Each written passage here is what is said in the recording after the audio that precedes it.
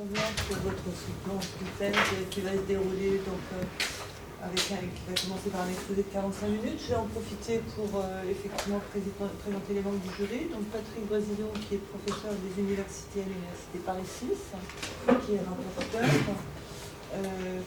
Ensuite, Sophie Mudlet, qui est chercheur à l'ISTAR en Marne-la-Vallée.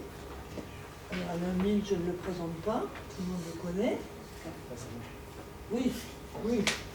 Christophe Kolski, qui est professeur des universités à l'Université de Valenciennes et du Hainaut-Cambrésis, et qui est rapporteur de cette thèse. Et enfin, Hélène Tapégrin, qui est chercheur à l'ISTAR Bron, et qui est je suis encadrée par les deux co-directeurs de cette thèse. Voilà. Et Sylvie Després, de l'Université Paris 13. Donc voilà, j'ai l'honneur de présider ce jury. Donc vous avez 45 minutes pour nous présenter vos travaux. Merci beaucoup. Donc, je remercie tout le monde d'être là cet après-midi pour la soutenance de ma thèse qui s'intitule Catégorisation des comportements de conduite en termes de consommation en carburant, une méthode de découverte de connaissances contextuelles à partir des traces d'interaction. Cette thèse a été effectuée à l'ISTAR, au LESCO et au LIRIS, et elle a été encadrée par Alain Mille et Hélène Tapégrin. Dans cette présentation, je vais commencer par vous présenter l'objectif de la thèse, son cadre théorique, sa contribution, l'application de sa contribution dans le domaine du transport. Je parlerai ensuite de la discussion, des perspectives de la thèse et de sa conclusion. L'objectif de cette thèse est de comprendre et d'expliquer la consommation en carburant en fonction du contexte de conduite. Le contexte étant défini par le trafic, le type d'infrastructure, les comportements du conducteur. Pour atteindre ces objectifs, le contexte doit être pris en compte lors de l'analyse de l'activité. Pour cela, nous ferons appel aux notions de contexte. Et l'activité de conduite doit être analysée et modélisée. Pour cela, nous ferons appel aux traces d'interaction. Une fois l'activité de conduite modélisée avec son contexte, la question de recherche au cœur de cette thèse est la découverte de connaissances contextuelles qui a pour but d'identifier le contexte explicatif d'un critère observé, par exemple la consommation en carburant. L'influence des comportements de conduite sur la consommation en carburant est bien connue dans le domaine du transport. En 1977, De Villers a montré que le mode de conduite agressif augmentait la consommation en carburant et les émissions des gaz à effet de serre. Et en 1999, Smith a vulgarisé le terme de co-conduite qui consiste à adopter des actions de conduite efficaces pour avoir un gain de consommation optimal. Et cette vulgarisation a permis de mettre en place des systèmes d'assistance de conduite écologique comme le Gérico et d'autres systèmes de limitateurs de vitesse ont aussi montré leur capacité à réduire la consommation en carburant. En plus du mode de conduite, d'autres études ont montré que les caractéristiques diverses de la route, du trafic et des performances du véhicule affectent les comportements de conduite. Et en 2006, Ericsson a démontré que la consommation en carburant dépendait non seulement du type de véhicule, mais aussi du mode de conduite. Donc, la consommation en carburant dépend des comportements de conduite, et ces comportements de conduite sont influencés par les caractéristiques de la route, du trafic et des performances du véhicule.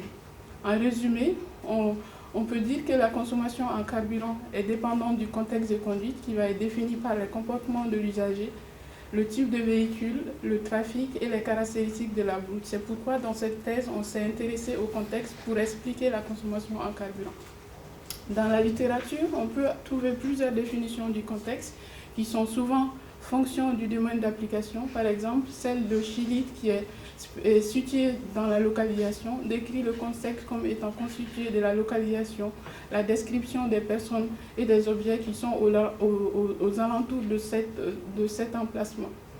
Et on a la définition de Brésillon et Hall qui est utilisée pour la résolution d'un problème et pour étudier la plasticité des interfaces homme-machine. Ternay définit le contexte comme étant un triplé, plateforme, environnement et utilisateur. On a celle de D qui nous permet d'introduire la notion de situation des entités, une entité pouvant être une personne, un endroit ou un objet. Et les deux dernières définitions qui sont ici sont spécifiques au domaine de l'informatique. Celle d'Henrichson qui est là définit le contexte pour les systèmes informatiques en général, et celle de Miraou est spécifique aux systèmes ambiguïtaires comme des systèmes sensibles au contexte. Nous, par rapport à ces quantités de définition du contexte, nous avons adopté celle de D qui nous permet de caractériser les informations qui vont nous permettre d'identifier les situations d'une entité.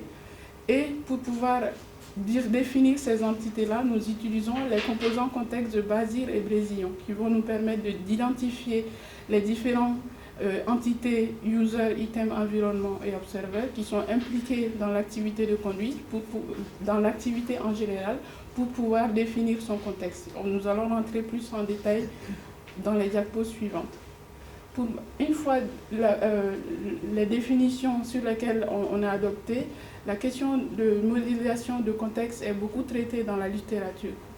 Dans un premier temps, le contexte a été simplement modélisé sous forme d'attributs valeurs ou des tags.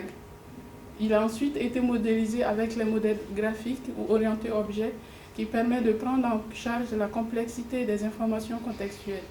Et nous avons les autres approches qui sont créées, qui créent des formes de raisonnement sur les informations contextuelles, telles que des raisonnements de logique, d'ontologie, des raisonnements de logique, d'ontologie ou des graphes contextuels. Il y a aussi des approches hybrides qui consistent à combiner plusieurs de ces approches-là pour mettre en place des systèmes sensibles au contexte. Nous avons adopté pour la modélisation les modèles orientés objets pour prendre en compte la complexité de l'activité de conduite. Une fois modélisé, c'est les différentes approches de modélisation de systèmes sensibles au contexte que nous avons vues traitent bien les informations contextuelles, mais ne prennent pas en compte la découverte de connaissances contextuelles. Dans la littérature, nous avons identifié deux travaux. Le premier travail, c'est celle de Nyok, qui permet, à partir des informations contextuelles de l'utilisateur, utilise des méthodes de data mining pour mettre en place les préférences de l'utilisateur, ses centres d'intérêt, ses comportements, qui seront utilisés par le système de raisonnement des systèmes sensibles au contexte pour pouvoir répondre aux besoins spécifiques de l'utilisateur d'un système sensible au contexte. Le deuxième travail, c'est celui de MENA, qui propose un modèle générique du contexte en faisant l'identification du contexte lors de l'analyse classique pour le développement d'un système sensible au contexte. L'identification de ce contexte est faite en parallèle avec le processus classique et il est composé de 3 étapes. La première étape qui est là consiste à cartographier le contexte des entités et le contexte des problèmes.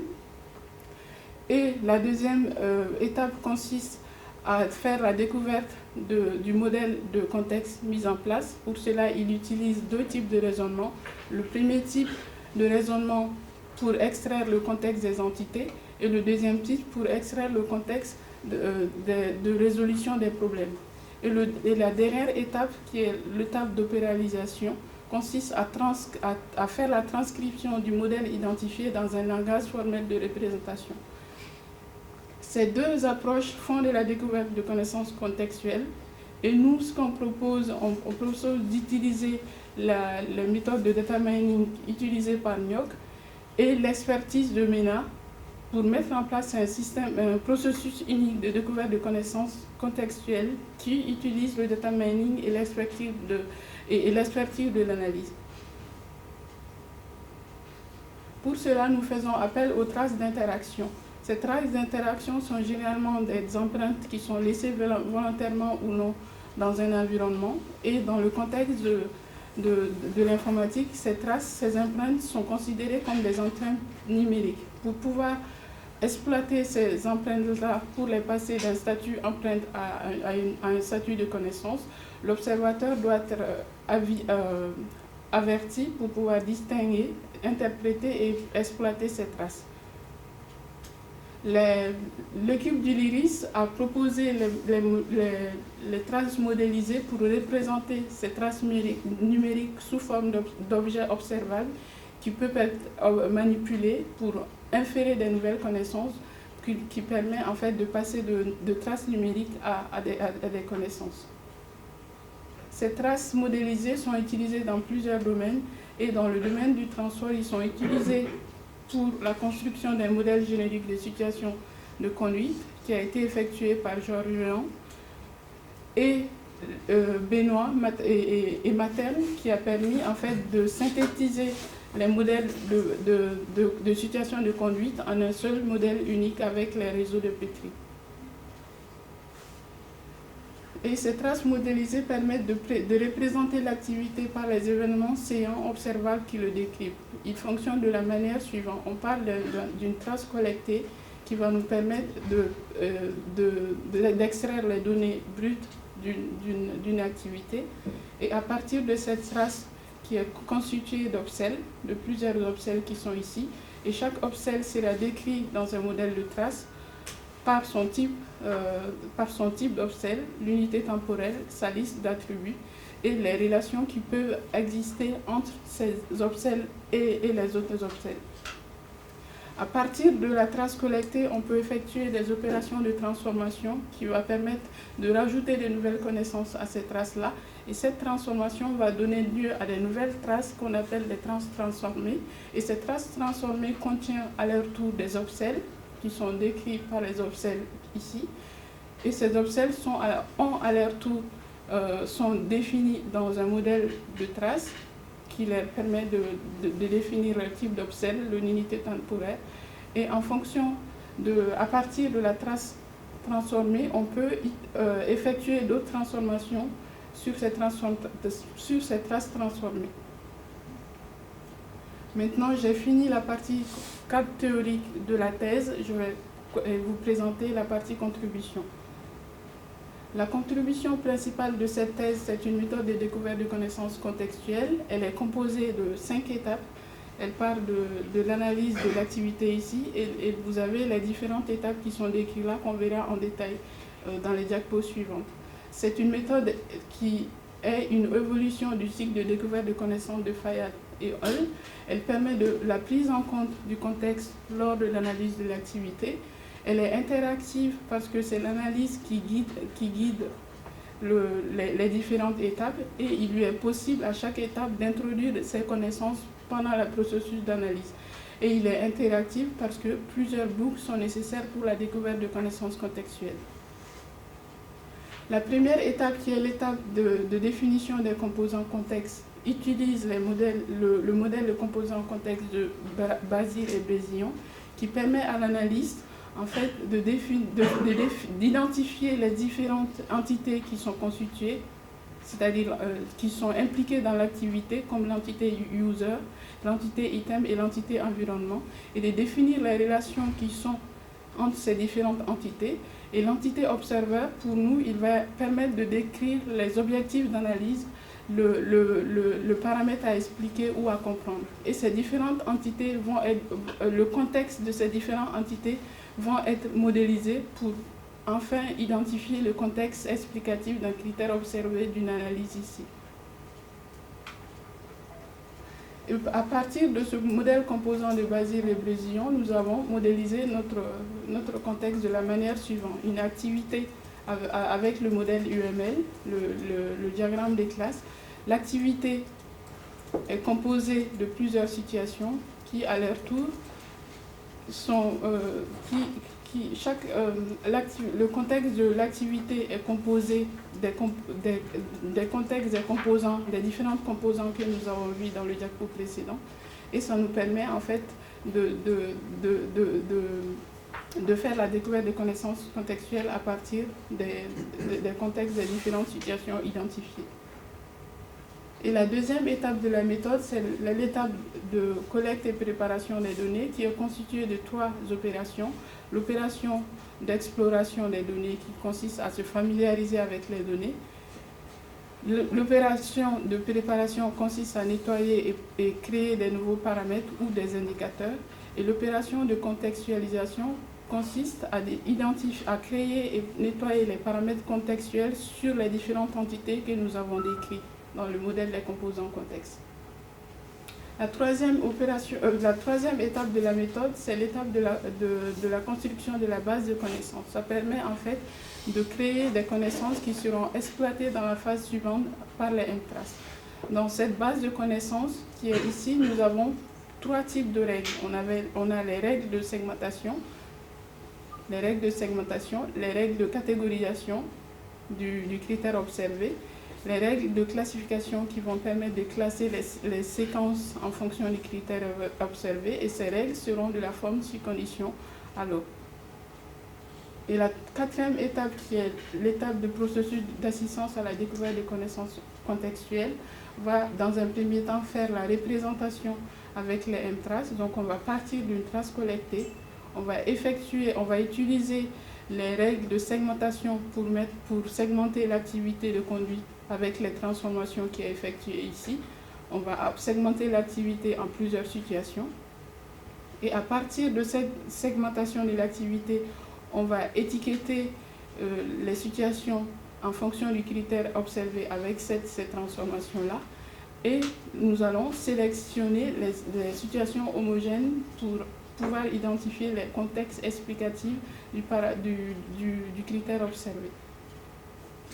On a la deuxième phase de cette étape qui est l'étape d'identification des paramètres contextuels. Pour cela, nous faisons une première classification avec les paramètres non contextuels qui vont nous permettre en fait de classer les différentes situations en fonction des critères observés, et nous allons nous intéresser sur les situations mal classées par la première classification avec les paramètres non contextuels. Et les dernières classifications qui vont nous permettre d'identifier les règles de segmentation avec les paramètres contextuels vont nous permettre de créer des situations homogènes en fonction du critère observé. Et le contexte explicatif seraient les règles qui vont permettre d'arriver à cette classification. Et les paramètres contextuels seront les paramètres qui seront impliqués dans ces règles de classification, comme ici et ici. Et la 5e étape, c'est l'étape de la validation. Pour la validation des connaissances produites lors de cette analyse, il y a 2 types de validation. On peut faire la validation avec les MTRAS, qui consiste à observer les MTRAS pour voir si les règles qu'on a implémentées sont bien vérifiées. Et la deuxième validation, c'est avec le taux de classification. Le taux d'erreur de classification qui peut être fixé par l'analyste. Nous, on l'a fixé à 5%. Donc, dans cette méthode, il y a plusieurs types d'itérations possibles. La première itération permet de faire la révision des observés, qui permet à partir de n'importe quelle étape de la méthode, de recréer de nouveaux paramètres contextuels dans l'étape 1. Le deuxième type consiste à faire de la révision des indicateurs, qui permet de créer des nouveaux paramètres calculés sur la situation de l'activité. Et le troisième type d'itération, c'est la révision de découverte, qui consiste à faire la découverte, à vérifier les connaissances produites dans les étapes 3, 4 et 5. Lors de cette thèse, il y a un outil informatique ATADREC qui a été développé. Cet outil permet l'analyse des traces. Elle permet d'importer une trace primaire, et à partir de cette trace, on peut faire de la contextualisation, c'est-à-dire renseigner les paramètres contextuels, et on peut faire de la transformation, qui peut consister à faire une sélection dans une trace ou faire un filtrage. Il y a aussi les fonctionnalités de séquencement des obsèles, de modification des attributs et de visualisation. Chacune de ces fonctions permet de faire la mise à jour d'une base de connaissances, d'une base de MTRAS qui va permettre de stocker toutes les connaissances produites lors de l'analyse de l'activité. Ici, vous avez une copie d'écran d'ajout d'informations contextuelles, par exemple pour l'entité conducteur qui correspond à l'entité user du composant contexte de Bézillon. Et ici, nous avons renseigné les informations sur l'identifiant du conducteur, son âge, son expérience de conduite ou son style de conduite. Et pour le véhicule, nous avons marqué la marque et toutes les informations que nous avons sur le véhicule. Et là, vous avez une page de transformation qui décrit l'obsèle qui a été créé, les attributs qui sont associés à l'obsèle. Ici, vous avez la règle de transformation.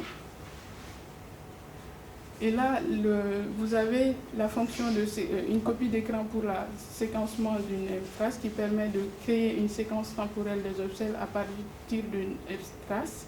Cette fonction utilise la logique temporelle d'Allen qui permet de définir les relations qui peuvent exister, les relations temporelles qui peuvent exister entre les différents types d'obsèles sélectionnés dans cette transformation. Ici, vous avez les deux types de visualisation qui sont faits avec cet outil-là. Vous avez la visualisation par liste et la visualisation graphique. Maintenant, je vous ai parlé des contributions de la thèse. Je vais vous parler maintenant de l'application de cette contribution dans le domaine du transport. L'objectif de cette application est d'identifier le contexte explicatif de la consommation en carburant à partir des données de l'activité de conduite. Les données ont été collectées par le CESA dans le cadre du projet Eurofot.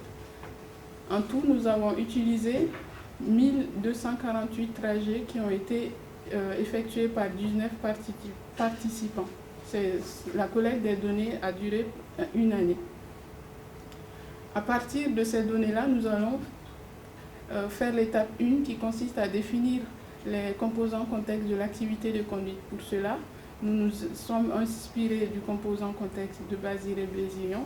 Donc l'entité user sera représentée par le conducteur et ce conducteur est décrit par son contexte qui est caractérisé par les informations qui le définissent comme son âge, son style de conduite, son expérience de conduite. Et pour le véhicule, nous avons le contexte du véhicule qui est décrit par les paramètres qui les caractérisent comme sa marque, son état et le type de carburant qu'il utilise. Pour l'entité observeur, on veut expliquer la consommation en carburant, donc cette entité-là va décrire cette valeur-là qui est d'expliquer la consommation en carburant. Et l'entité environnement est décrite par son contexte qui, à son tour, est décrit par les informations qui caractérisent ce contexte comme le type d'infrastructure, le type de route, le trafic, la météo. Une fois que les composants contexte définis, la collecte et préparation des données a été faite avec des véhicules équipés d'un CAN-bus, d'une antenne GPS, d'un radar, des caméras vidéo et des bases qui permettent de stocker ces informations-là pendant la conduite. Ici, vous avez l'opération d'exploration qui a été faite avec l'outil BIND, qui est un outil d'analyse de l'activité de conduite développé par le LESCO de l'IFTA.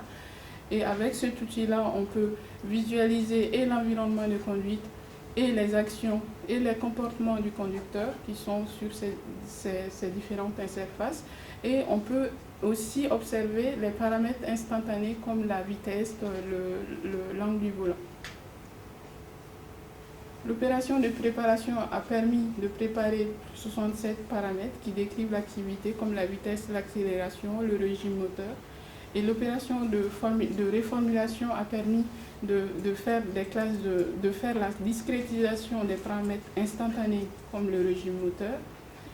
Et pour l'opération de création des indicateurs, nous avons utilisé des fonctions qui consistent à calculer des paramètres sur un intervalle de temps donné, c'est-à-dire sur une situation de conduite, aller tout droit qui dure 30 ou 60 secondes, on peut calculer la moyenne de la vitesse, l'écart type ou le nombre d'occurrences de feux de signalisation. Donc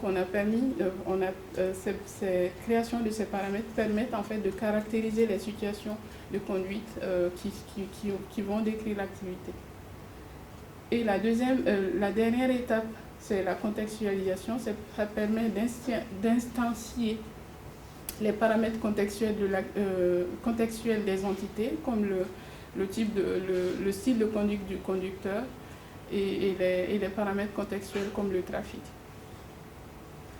L'étape 3 de cette méthode qui est la construction de la base de connaissances. Pour l'activité de conduite, la première des choses que nous avons fait, c'est la segmentation de l'activité en situation de conduite. Pour cela, l'activité de conduite a été codée. Ces situations ont été codées à la main en visualisant les trajets.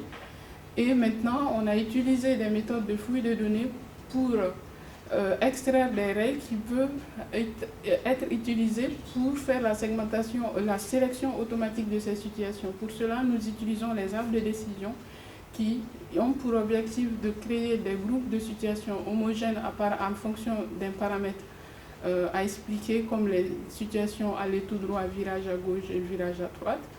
Chaque niveau de l'arbre correspond à la description d'un paramètre indépendant. Comme ici, vous avez la moyenne de l'angle de volant. Et là, vous avez l'écart type de l'angle de volant. Et là, la durée. Et ça nous permet d'arriver à ce nœud final qui décrit parfaitement les situations de conduite aller tout droit à 100%. Et cette règle de segmentation est gardée dans la base de connaissances et elle sera utilisée plus tard pour faire la sélection automatique des situations aller tout droit. Et la catégorisation de la consommation en carburant réel a pour objectif de créer des classes de consommation. Ici, dans cette application, nous avons créé 3 classes.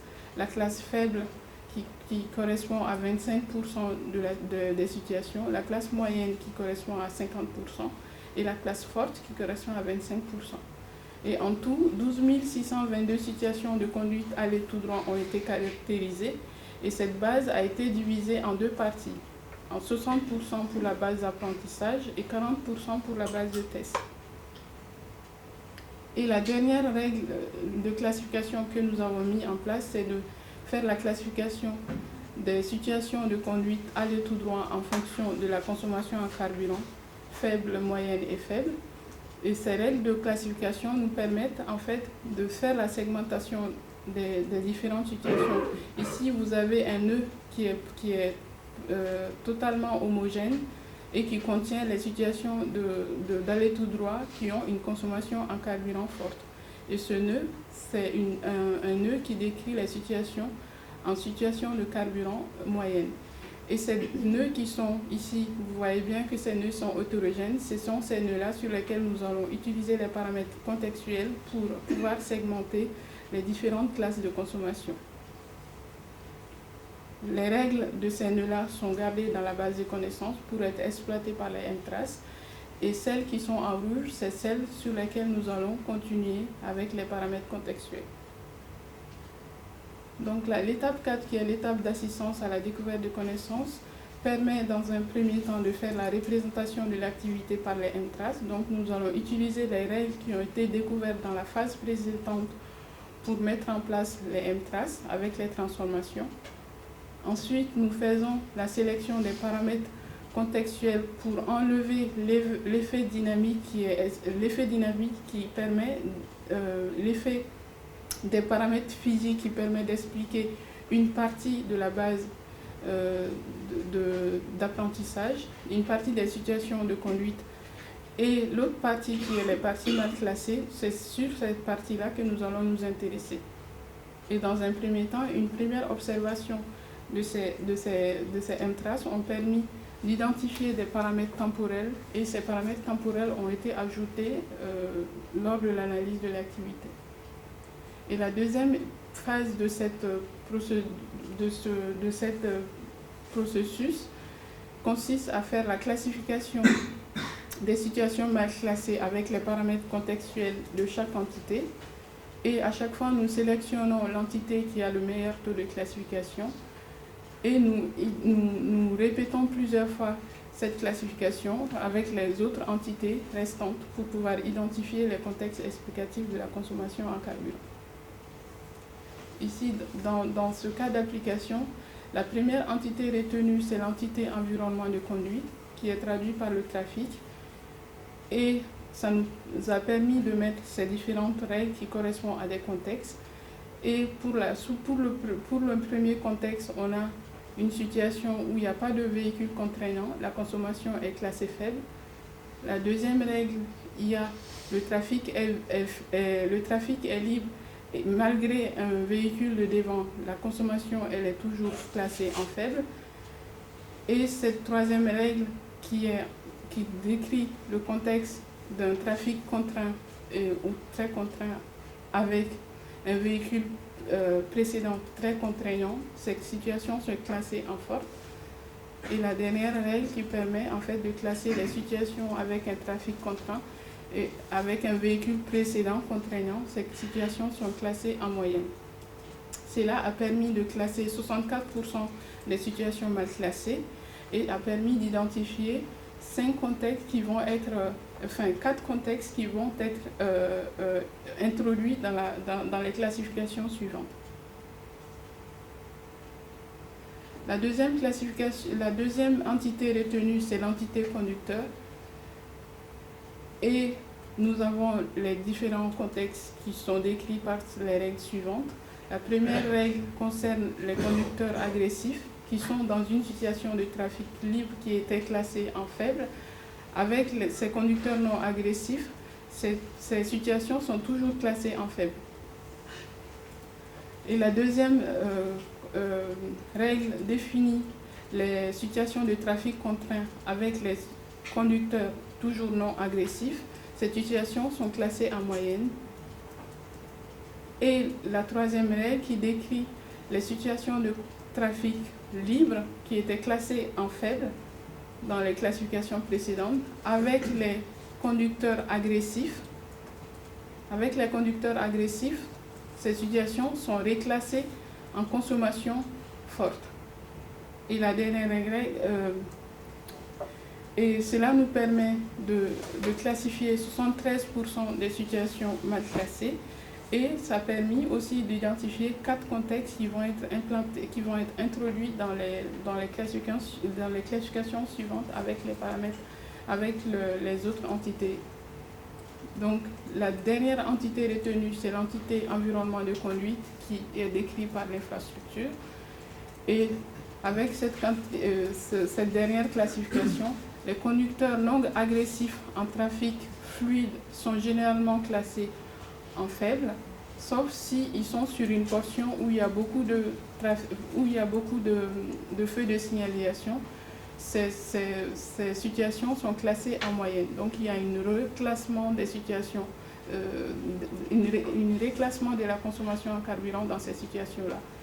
Et ces conducteurs, quand ils sortent d'un virage à gauche et qui rentrent dans une intersection, au lieu d'avoir une consommation en carburant faible, ont une consommation en carburant moyenne. Donc il y a encore une reclassification de ces situations grâce aux paramètres contextuels.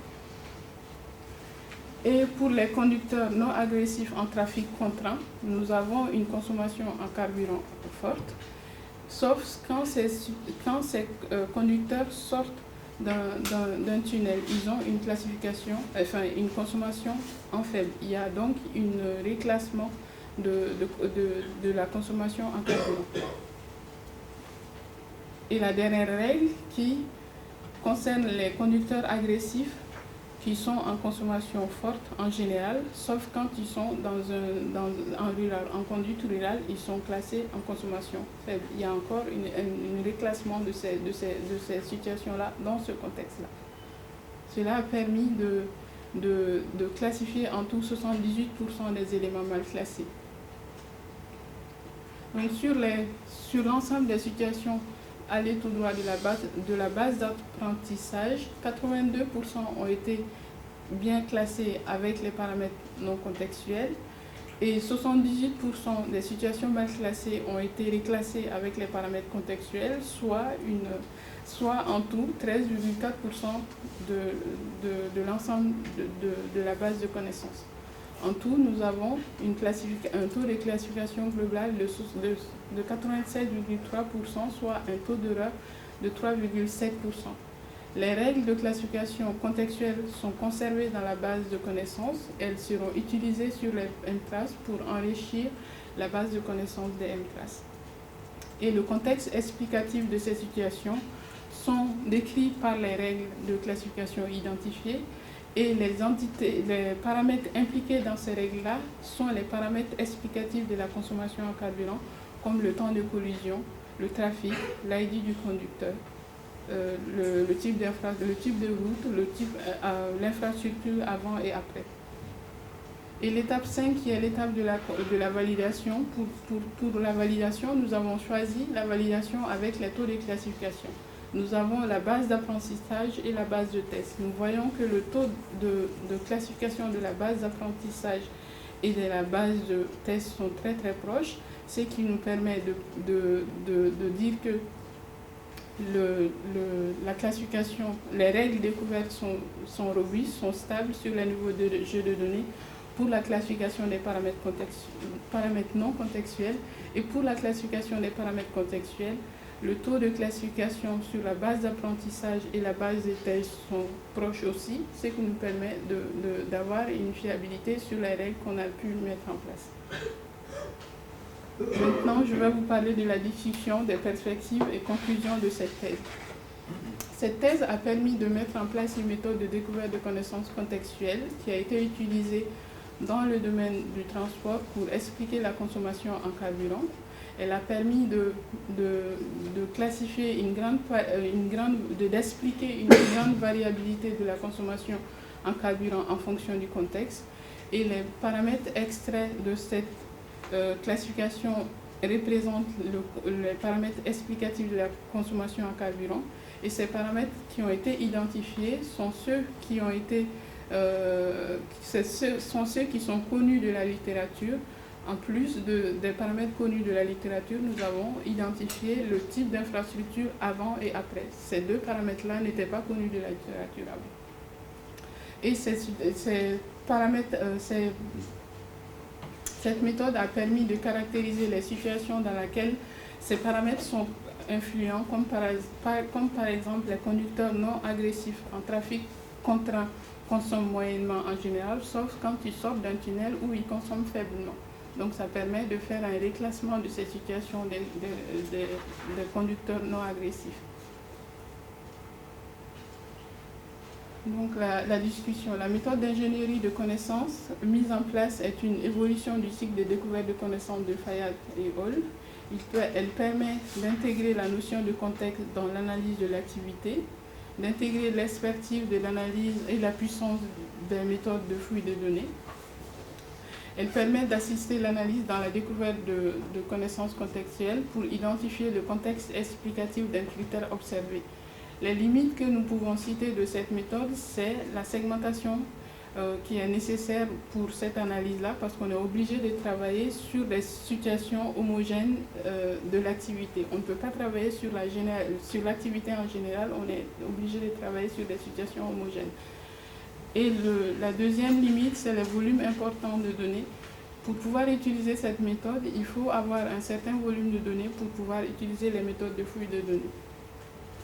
Et les perspectives, les premières perspectives que nous fixons, c'est d'utiliser la même méthode sur les autres situations de conduite, puisque pour le moment, elle est utilisée que sur la situation dans le tout droit, pour identifier le paramètre contextuel explicatif de ces situations-là, pour mettre en place une grande base de connaissances sur l'activité de conduite en général, qui pourront être utilisées pour faire des véhicules conscients du contexte pour la réduction de la consommation en carburant.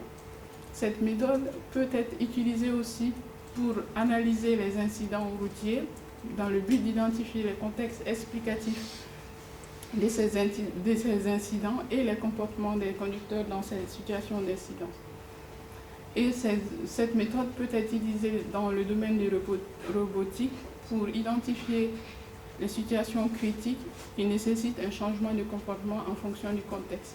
Et d'autres études peuvent être menées pour exploiter les connaissances découvertes, pour assister, adapter, personnaliser ou concevoir des systèmes sensibles au contexte.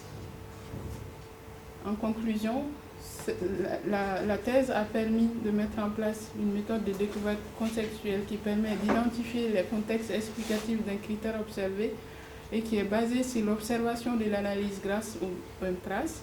Elle permet la prise en charge du contexte et la prise en compte des connaissances de l'expert dans le processus de découverte de connaissances. Et cette thèse a permis de mettre en place un outil informatique qui peut être utilisé pour analyser l'activité de conduite. La contribution de la thèse peut être utilisée par d'autres systèmes d'analyse temporelle pour mettre en place des systèmes sensibles au contexte. Lors de cette thèse, 2 articles ont été publiés. Le premier dans la conférence Contexte de 2013 et le deuxième dans l'ingénierie de connaissances en 2015. Merci de votre attention. Merci.